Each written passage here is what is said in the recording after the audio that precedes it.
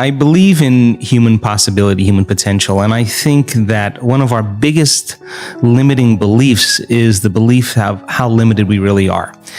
And so my interest is to give people the science to begin to understand how powerful they really are.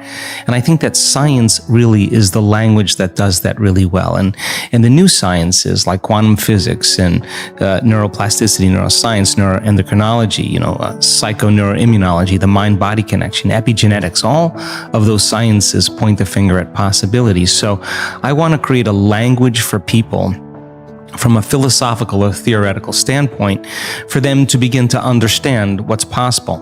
But then I want to be able to have those people begin to wire that information in their brain completely, because learning is making new connections, right, in the brain. But remembering is maintaining and sustaining those connections, and it's so much easier to lose our vision than to remember it, right? So then we have to begin to hardwire the brain or install the neurological hardware in preparation for an experience. So the more people understand what they're doing and why, then the how gets easier. So I want to then set up the conditions in an environment, in a workshop where people can begin to apply or personalize what they learn so that they can have an experience. An experience then further enriches the brain. But the prize of an experience is an emotion.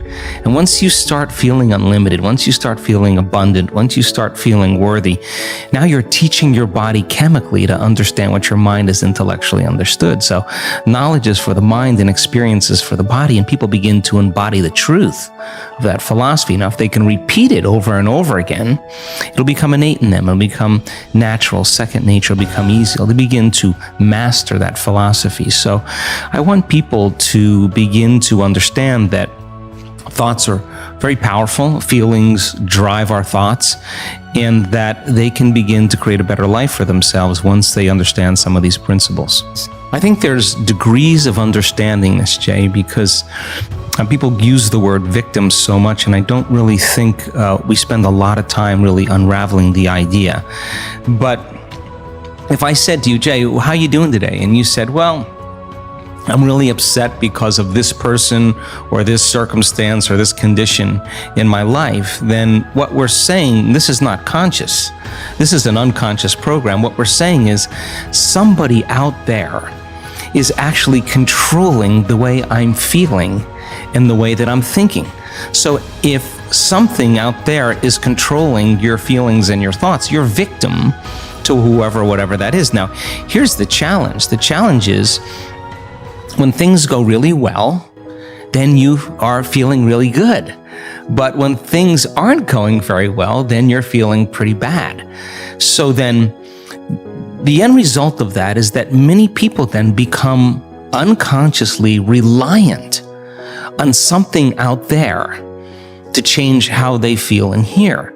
But if they don't understand that they're creating reality all the time, and they're living in lack, in unworthiness, in separation for their whole entire life, waiting for the event to happen to take away their lack or emptiness, well, they'll spend their whole entire life wishing, wanting, waiting, hoping.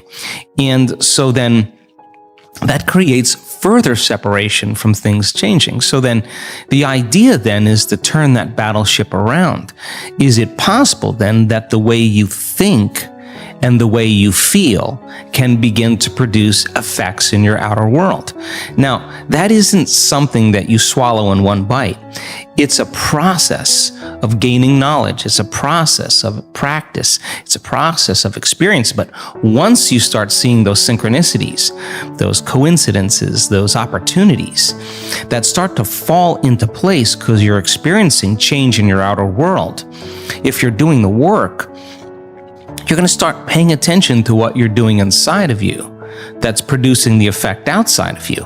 And once you correlate the changes of what you're doing inside of you with the effect you produce outside of you, you're going to pay attention to what you did and you're going to do it again. And all of a sudden, you're going to start believing more that you're the creator of your life and less of the victim of your life. So if your thoughts and feelings somehow have an effect on your outer world, and you're reacting to the same people at the same place at the same time in the same circumstances, then you're actually reaffirming the same reality because you're thinking equal to everything that you know.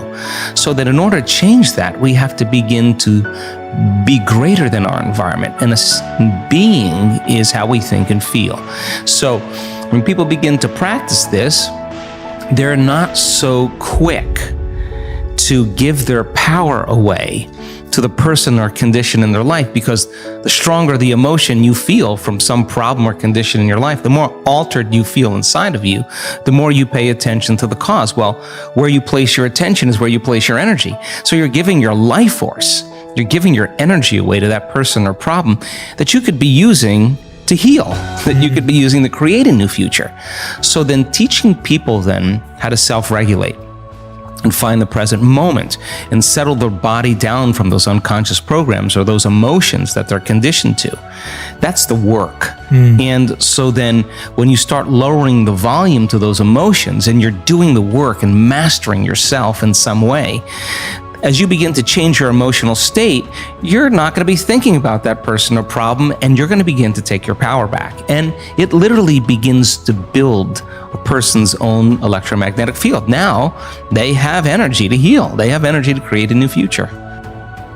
15, 20 years ago, everybody wanted to stay in the philosophical realm. Nobody wanted to do anything with it. But this is a time in history where it's not enough to know.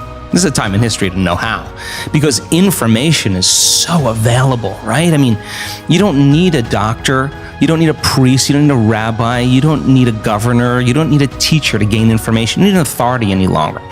Because of technology, we have access to information. Well, information creates awareness. And awareness is consciousness.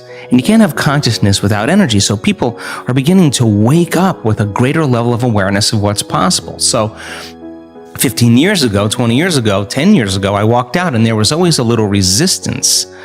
But now people are coming because they want to actually experience the truth of it.